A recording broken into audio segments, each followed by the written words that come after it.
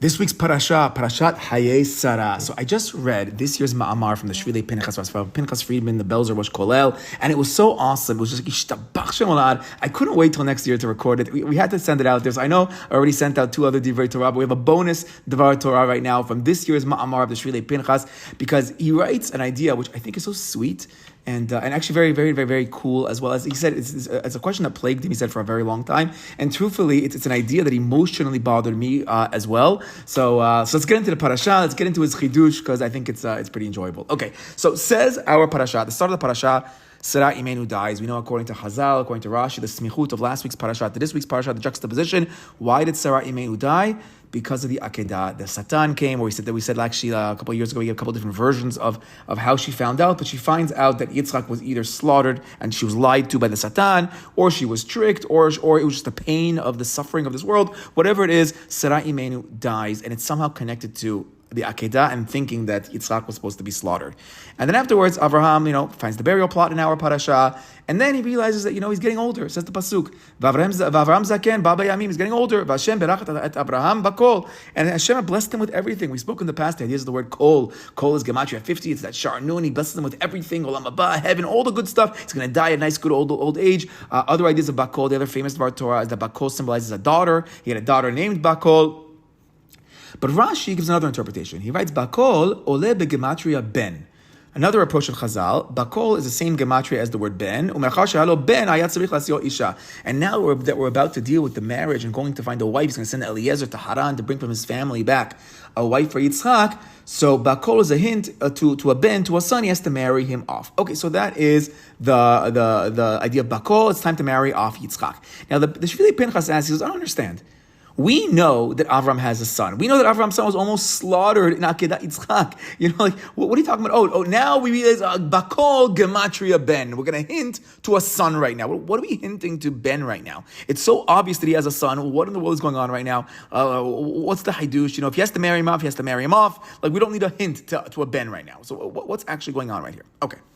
Now, another idea that Chazal notice is that Yitzhak is kind of missing from the storyline until we meet up with him again when he's out there in the field. So when Rivka comes with the camels. So where is Yitzhak? When Avram comes down from the Akedah, he comes down from the mountain from Har Moriah. So it says that Avram returns to his Ne'arim. He returns to what according to Chazal would be Eliezer and Ishmael, and he goes back home. And Yitzhak is not mentioned. So where's Yitzhak? So according to a simple shot, Yitzhak is actually there, and he's part of the lads, and he's part of the thing going on over there. But until this point, Yitzhak was his own independent person. So it's a little bit funny that Yitzhak is missing. And then we see that Avraham is going to give a hesped right now. He's going to be singing Esher Chayil, according to one opinion, for the death of Sarah Imenu, and we don't find Yitzhak anywhere in the storyline right now. So in Chazal, we actually find 2 other approaches. There's one approach in Chazal that Yitzhak at this point had gone to go learn Torah. He had gone to go learn in Yeshivat Shem Va'ever. And there's another approach that we find in Yakut Shimoni that Yitzhak actually went up to go learn Torah, not in the Yeshiva of Shem Va'ever, but in the Yeshiva of Gan Eden. He had gone up to heaven. He was learning Torah in heaven. Now, I know you guys are going to tell me that every Yeshiva is already Gan Eden. It's the same place. Okay, that's true. But according to this other midrash, he's actually up in heaven. And he only comes down from heaven when he's out there by the Sadeh, actually, and when Rivka sees Yitzhak. So it says that where did she find Yitzhak? She finds him out there by the field. The pasuk there says towards the end of our parsha, Vayetzei Yitzhak lasuach basadeh, and Yitzhak had gone out to speak in the field. Lasuach, Chazal tells us, is to pray. He's praying to a Kadosh Baruch Hu lifnot erev, right before the sun's about to set. He's now inaugurating the mincha prayer right now. Yitzhak is the davener. He prays to a Kadosh Baruch Hu. That's how close he is to Hashem. And what does he see? He lifts up his eyes and he sees that the camels are coming. And Rivka, she now looks up and she sees him. But she sees Yitzchak, and whatever sight she saw was so awesome. On the romantic level, he was just so drop dead gorgeous. But on a much more impressive level, on a much more spiritual level, she saw what some say is like some kind of great light. He was shining. He was awesome while he's davening, and she falls off of her camel. I remember hearing once from Shiur from Rav Zev Leff, where I think he quotes, I think it was a Panech Raza, if I'm not mistaken, where he quotes that she actually saw this crazy image of Yitzchak walking on his head, that he's actually walking backwards. So what's going on? The pasuk says, "Vatomer le'eved, mi ha'isha hazeh holech basadeh kratenu." Who's this guy walking this way in this that's coming to us? Vayomer eved hu adoni v'tikach vatitkas, and she said, "Oh, that's our master." And then she covers her face, tzniut, and she covers herself. So I'd heard from this Rav Zavlev that he says that he was walking backwards. Why is he walking backwards? Because where is he coming from? Chazal tell us, the Midrash tells us, he's coming from Olam Haba. He's coming from Gan Eden. He's walking back right now from Gan Eden. And so says Rav Zavlev, quoting that I think was the Balei Tosfot, he's quoting and saying that, we know in Olam Haba it says that the world is backwards. The Elonim are on the Tachlim are in Yonim. And in that Dvar Torah, Zavlev is speaking about two bishvat, about the trees that we know. How does a human being is kind of like a backwards tree, with like the arms and the legs are kind of like the leaves, the branches, while the head is kind of like the root. But we keep our head in the shamayim, we keep it up in the heavens. That's where we're supposed to be. But in Olam Haba, everything is backwards. And if Yitzhak is coming out of Olam Haba right now, so she's watching him leave Olam Haba, and he hasn't fully converted over. Or as we always like to say, Yitzhak is, he will laugh in the future. Yitzhak embodies the living korban. He embodies kedusha and spirituality. He's already living in heaven. He's already in that world his whole life. He's always in that level of connection with the Kadosh Baruch Hu and dveikut. So he's walking backwards right now, symbolically leaving Gan Eden at this exact moment. Now Yitzhak himself is out there davening. He's actually praying out there in the sadeh. So what's he praying for? So Chazal say, he's praying over here for a wife. And then immediately lifts up his eyes and he sees Rivka coming on the camels right away. So here the Chazal say, don't underestimate the power of mincha. It's that quick tefillah right now in the wintertime. It goes so quickly. There's not so much time. Here in Eretz Yisrael, sunset's like at 4:30 over here. It's really a short period of time, that short window to pray mincha. But they said we don't find. We found that when Avram is metaken shacharit and when Yaakov is metaken arbit ma'ariv, the nighttime prayer, we don't find their answer right away for what they're praying for. Only by Yitzhak, he prays right away. So number one, could be the koach of Yitzhak, but number two, he's saying it's the koach of mincha. Yitzhak is praying for a wife, and immediately what happens? Rivka shows up. Unbelievable the koach of Yitzhak and the koach of his tefillot. And then we see when Yitzhak prays, Rivka can't have a child. Yitzhak is going to pray at the very start, and Hashem's going to answer. This is the koach of Yitzhak and Yitzhak's tefillot. Okay. Now, what was he doing in Gan Eden for 3 years? What was he doing there, learning there for 3 years? Why did he want to go learn in Gan Eden? What's the cut? Is it because Chazal is basing it off? It says Vayetze Yitzchak lasuach basadeh. So the Midrash in Yalkut Shimoni, this is on our parsha Remez Kuftet. So it says Mehechan Yatza. It says he went out. Where is he going from? So he says Vayechan Yatza. He left Gan Eden. That's where he was. Now, what's he doing in Gan Eden? But this does explain to us why he's not around right now. To be at his mother's funeral, and where he's been for the last 3 years. We don't hear about him. Actually, in the Yismach Moshe, he says, "You want a proof that he was in Gan Eden?" He says that when later on, when he's going to want to bless Yaakov or Esav, he's actually thinking it's Esav. When Yaakov comes in to get the blessing, it says that he smelled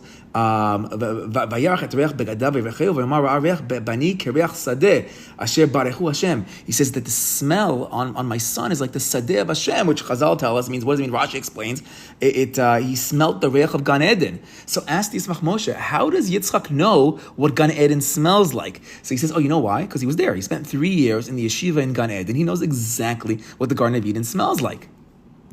But again, back to our question, what is Yitzhak doing up in the Garden of Eden? Why is he there? So explains the Shvilei Pinchas, he quotes a couple of midrashim. So first of all, in Pirkei Rabbi Elazar Perek Lamed, he says, what took place with the Akedah? So when Avraham was about to slaughter Yitzhak, and the sword was coming onto his neck. He's about to slaughter him right before the angel stops him. So according to the Midrash Pirkei Elazar, then the nafsho shel Yitzchak, the soul of Yitzchak, actually jumped up and went up to the shamayim, and basically was like a near-death experience, and he almost died at that point.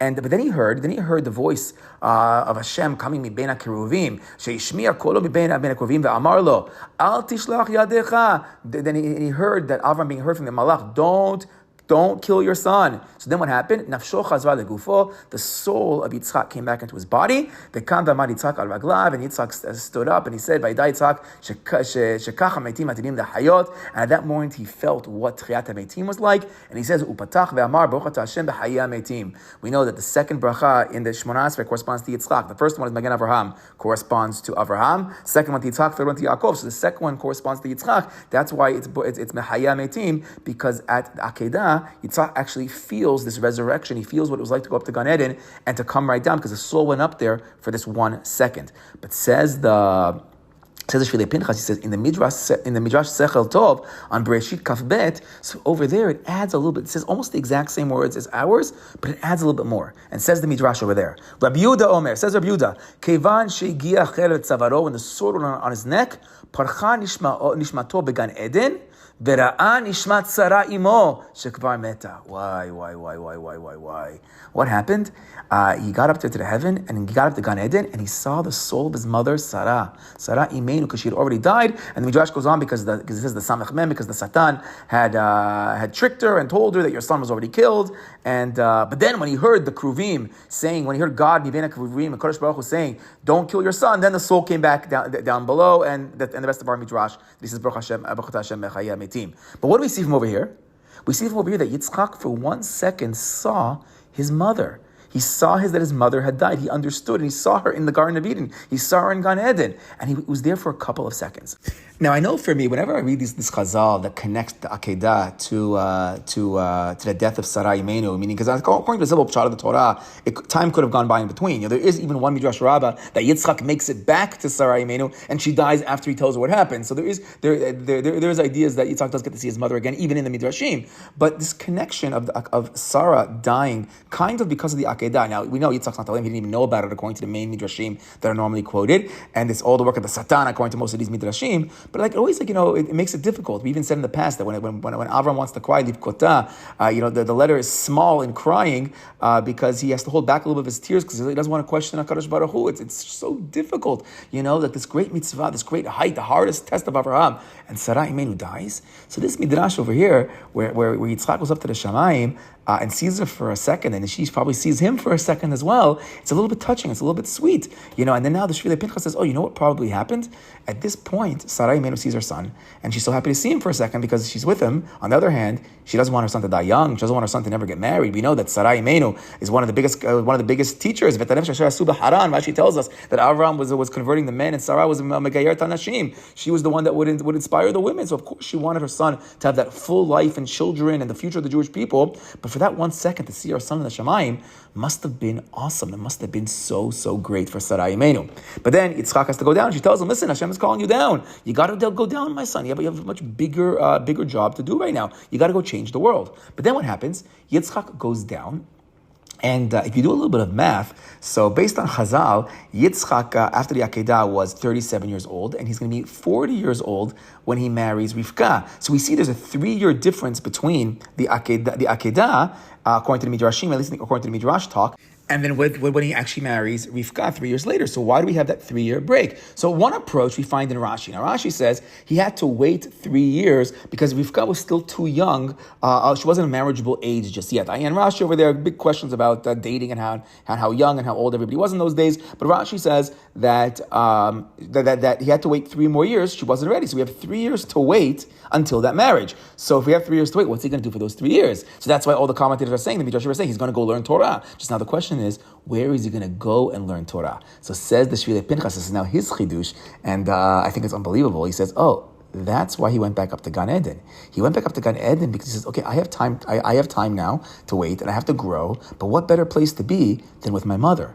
If HaKadosh Baruch Hu, we praise to Hashem, if I can go back. We said Yitzhak he's living in the future. He's living in the times of Mashiach, and he's the living Korban. He's in that holy place. He has the ability to go back up to the Garden of Eden. We know that Yaakov with his dreams is going to be able to see the Malachim all the time. But Yitzhak, he can go into the Garden of Eden. So he's praised to HaKadosh Baruch Hu. I was already there once. You brought me back. Can I go back one more time? What a hidush. Can I go back one more time and actually go learn Torah up there in the Shamayim next to my mother? So let her get a little bit of ta'anug, let her get a little bit of enjoyment from my Torah. And he brings down from the Zohar that there are shesh hechalot nifradot began Eden. Says the Shvilei Pinchas that there are 6 different hechalot, different chambers, different courtyard areas. There's three different chambers in the Garden of Eden. Lenashim tzadkaniot, to the holy righteous women. Hamit angod ta'anug rav belimud Torah she'ba'aleinu b'neihem bechalot smuchim, and they're going to learn Torah. They're going to be having the biggest ta'anug, the biggest enjoyment from their husbands and sons learning Torah in the neighboring hechalot, meaning they're right next door to the Beit Midrash in Gan Eden. So he says that's what Yitzhak did for 3 years. He tried to bring a little nechama, a little bit of oneg to his mother, and then after 3 years, now Rivka's of marriageable age. So she then sends Yitzhak back down. Okay, now it's time. I see that your Abba down below is also already working on it. It's time for you to go down right now and go get married. And it actually works out very well. At the end of our parasha, it says that when he brings in Rivka into the tent, so it says Vayinachem Yitzhak acharei imo. Now all of a sudden he has nechama because when a son loses his mother, he doesn't have nechama until he has a wife, and now he's complete again. So he says that he says, what do you mean? 3 years have gone by. What do you tell me over the last 3 years he couldn't find any comfort? He couldn't find his nechama? He says no, because the last 3 years he was actually right next to his mom. He was staying right next to Sarai Meinu and Gan Eden. It's only now when he goes down, now his mother's still fresh in his head because he was right next to her, and now he immediately marries Rivka and already he can move on because now he's fulfilling the greater purpose of why his mother even sent him back down for, what Hashem sends him back down for, to really create Am Yisrael. And he says that also explains our original question.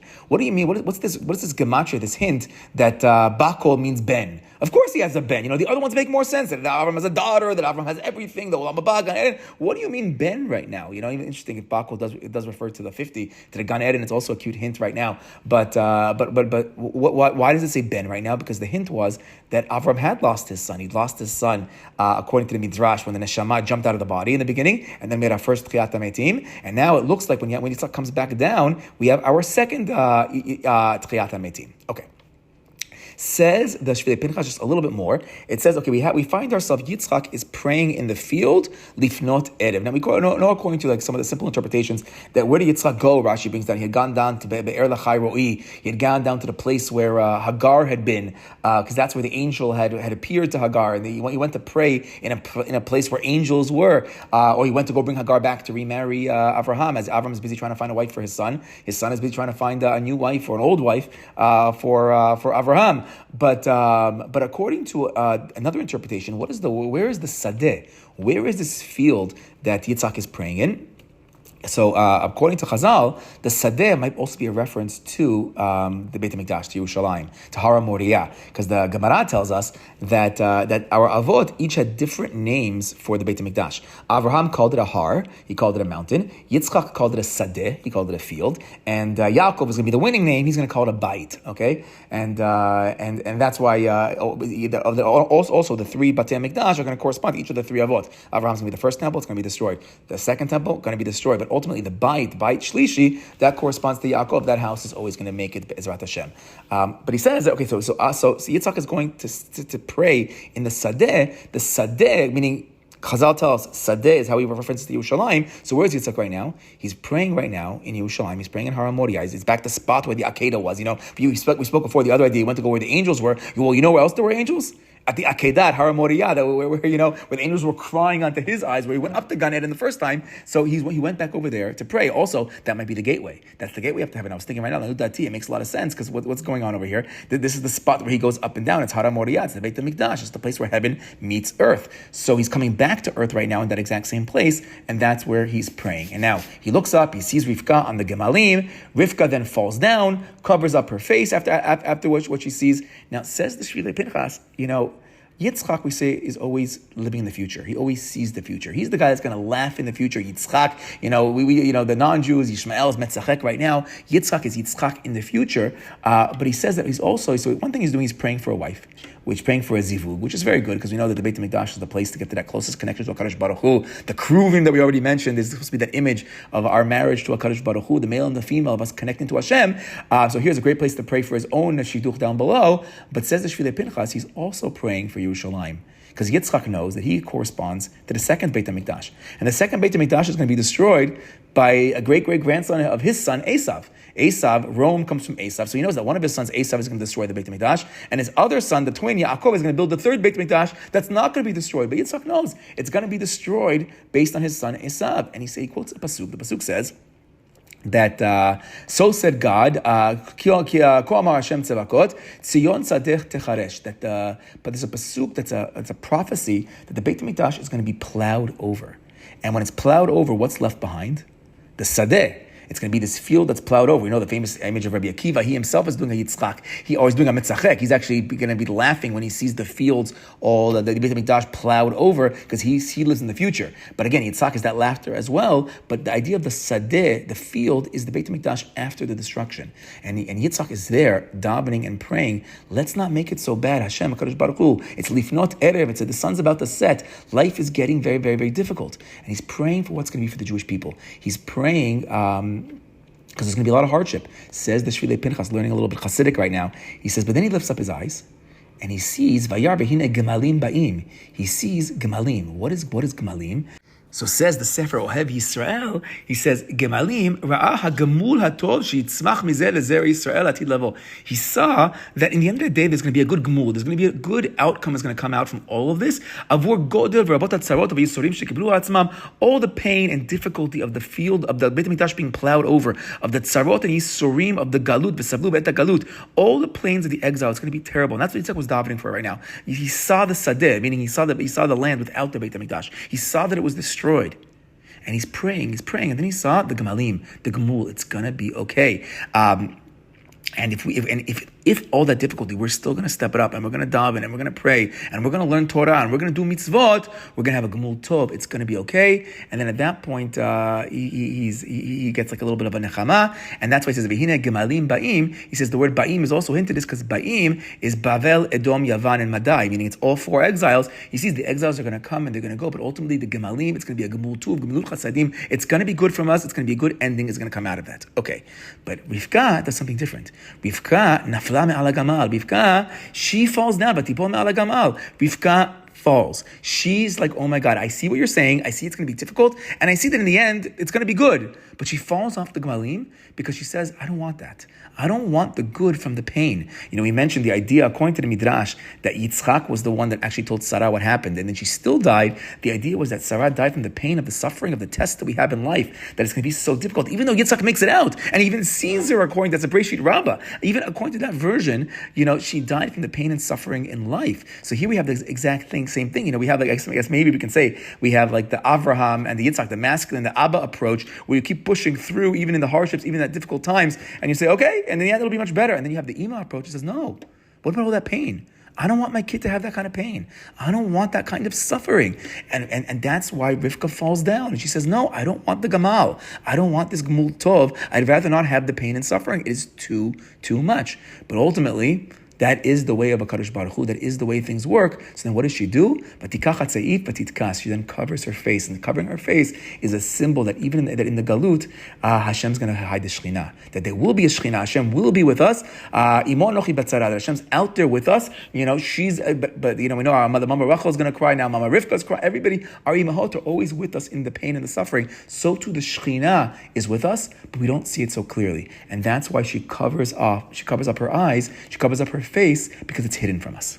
Now, Lanu Dati, if I could add a little bit more to this concept of Rivka not wanting us to be in the pain, that might also explain why she's going to be so active in next week's parasha to make sure that Esav doesn't get the bracha for the Gashmiut, because she understands Esav is going to be causing major galut tzarot, and she says, you know what, I got to make this whole kind of plan, make Yaakov get it. Maybe this can temper a little bit that tzarot that's going to be. This is Rivka, and even if it's wrong, and even if ultimately I lie, you know, let the klala fall on me. You know, like she really is willing to be this mesirut nefesh. This is her falling off the gamal. This mesirut nefesh. I'll take the fall. I'll take the hit to make sure that tzarot aren't really actually there. Now, one last idea. So as I was reading this Dvar Torah about the Sadeh, I realized that, wait a second. Okay, so you have two pshatim. There's the one Sadeh, he went down to Be'er Lachai, he went to go and find a wife for Avraham. The other pshat we said is Sadeh is referring to Yerushalayim. That's the place where the Akedah was itself. He's in Har Moriah, the holiest place, heaven down to earth. But then I was thinking, maybe, you know, based on Rashi, it kind of sounds like he's like more in the Hebron area right now. And the word Sadeh comes up over and over again at the start of the parasha. When Avraham buys the area of Marat HaMachpelah, he also buys the Sadeh, the area out there. And the Torah is Madgish, that he also gets the Sadeh, gets the area of that. And the passage spoke about the trees of Avraham, and he he needs the area of the trees, the Eshel Avraham, and all the different trees he's going to plant in Beersheba and in Hebron. So, but he wanted this sadeh as well. So I was thinking, oh my God, why would we go to a different sadeh that's not in our parsha? Let's go back to the original sadeh that's in our parsha. And I started looking up, and I found, quoting in the name of the Zohar and quoting in the name of the Mamlelez apparently brings it down as well, that the sadeh that Yitzhak went to go daven in was the Ma'at Machpelah. And this makes sense on a lot of levels, because number one, we know that they say that the gateway to Gan Eden might be in Yerushalayim by the Kotel, but it also might be in Hebron. The idea of why did Avraham want Ma'at Machpelah in the first place? That he noticed that Hebron Chibur, there was some kind of connection to Gan Eden over there. But also, if we're saying that he was hanging out with his mom in Gan Eden, if he was up there with Sarah Imenu and he was learning with her in Gan Eden, so where he was? He probably was down below. What's the place that's going to correspond to Sarah Imenu? The place is going to be Ma'at Machpelah, her resting place. That might be the gateway, especially if it's in Hebron, for Yitzhak to get up to where his mother is in Gan Eden. Shabbat Shalom.